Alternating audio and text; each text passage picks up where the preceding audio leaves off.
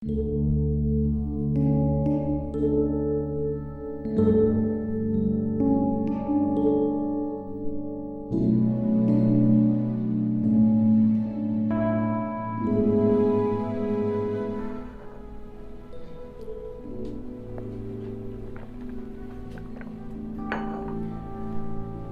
Tuhan, kita jumpa lagi pada hari Kamis, tanggal 28 Januari 2021.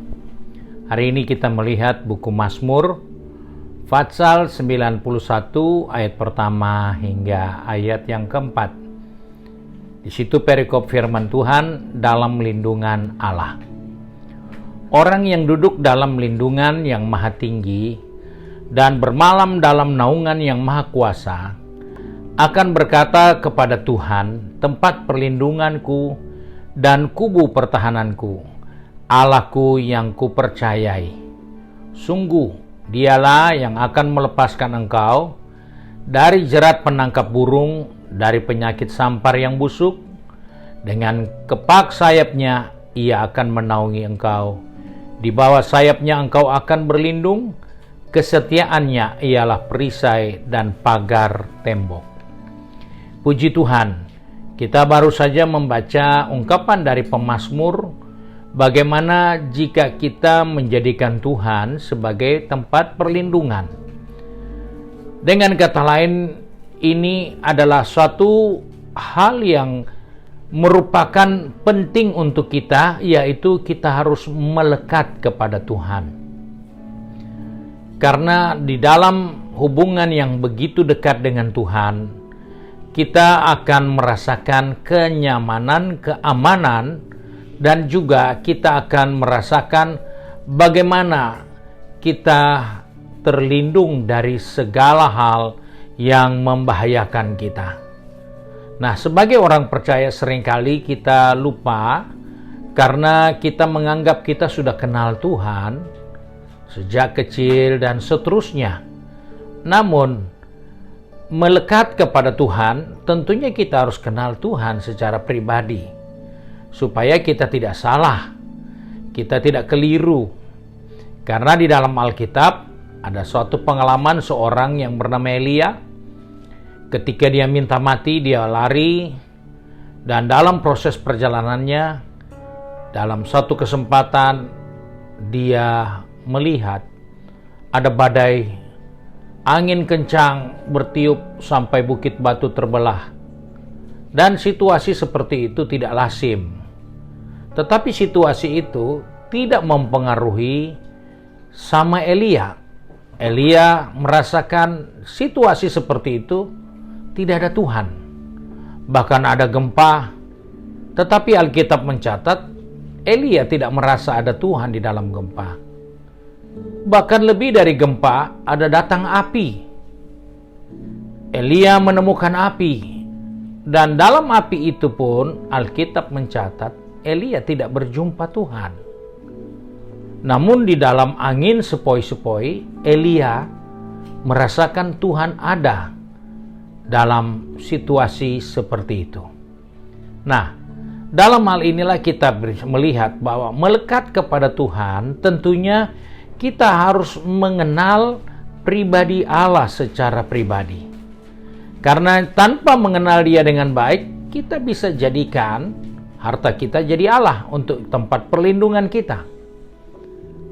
Dalam situasi yang kita tidak mengerti, kita bisa menjadikan kekuatan lainnya menjadi perlindungan buat kita. Kenalan kita jadi perlindungan untuk kita. Bahkan mungkin nama besar kita bisa menjadi perlindungan untuk kita. Namun Alkitab katakan, Tuhan harus menjadi tempat perlindungan kita. Kita melekat kepada Tuhan. Dan untuk melekat kepada Tuhan, kita harus sadar, Dia harus menjadi yang utama. Tuhan harus menjadi prioritas. Dan dalam hal ini kita harus tahu bahwa ketika Tuhan menjadi utama, maka kita juga harus tahu bahwa di dalam perjalanan kita tidak bisa berhenti. Karena kita harus terus berjuang berusaha makin lebih mengenal Dia lebih jauh. Dia jadi prioritas, tetapi belum tentu kita mengenal Dia lebih dalam tanpa kita berusaha untuk terus maju, untuk terus mengejar. Dan yang tidak kalah penting, di dalam upaya kita melekat kepada Tuhan, maka kita harus jaga, jangan hati kita berubah tidak setia. Dia prioritas, kita harus kejar Dia, harus lebih bersungguh-sungguh, harus lebih mendekat, dan Dia tidak boleh disikapi dengan perubahan. Karena ketika kita berubah, maka yang rugi adalah kita sendiri.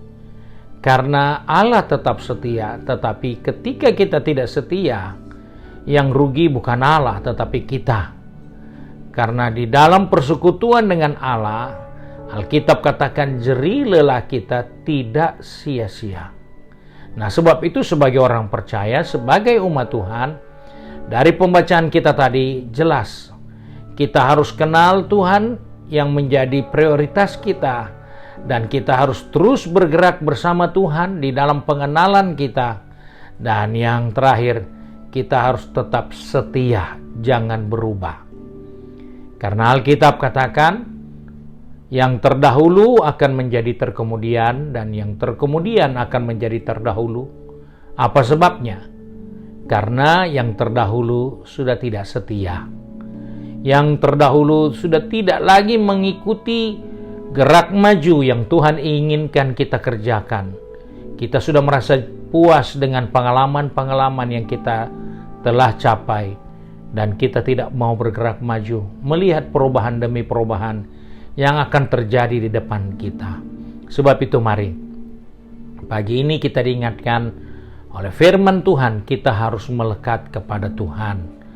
Dan biarlah kita menggunakan hari yang Tuhan berikan ini untuk selalu mengingat dan memperhatikan sejauh mana hubungan kita dengan Tuhan untuk terus kita pertahankan. Mari kita satu di dalam doa. Kembali kami datang kepada Bapa di surga dengan mengucap syukur, karena oleh kemurahan-Mu, Engkau mengingatkan kepada kami untuk kami dekat kepadamu, melekat dengan Engkau. Dan ajarlah kami untuk mengenal Engkau lebih dari segala sesuatu yang kami miliki, sehingga kami tidak berubah dalam mengandalkan Engkau.